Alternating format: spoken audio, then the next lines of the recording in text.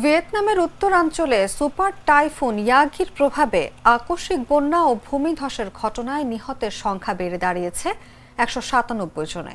বৃহস্পতিবার দেশটির সরকার এ তথ্য নিশ্চিত করেছে।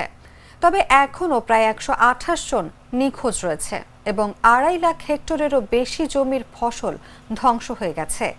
কৃষি মন্ত্রণালয়ের অধীনে কর্মরত দুর্যোগ কর্মকর্তারা একটি অফিসিয়াল রিপোর্টে এ তথ্য জানিয়েছেন। দেশটির উত্তরাঞ্চলে আঘাত হানা এই ঘূর্ণিঝড়কে চলতি বছর আঘাত হানা সবচেয়ে শক্তিশালী ঘূর্ণিঝড় বলে উল্লেখ করা হয়েছে। গত শনিবার ভিয়েতনামে আঘাত হানে সুপার টাইফুন ইয়াগি। এরপর বিভিন্ন স্থানে বন্যা ও ভূমিধসের বিষয়ে সতর্ক করে স্থানীয় কর্তৃপক্ষ।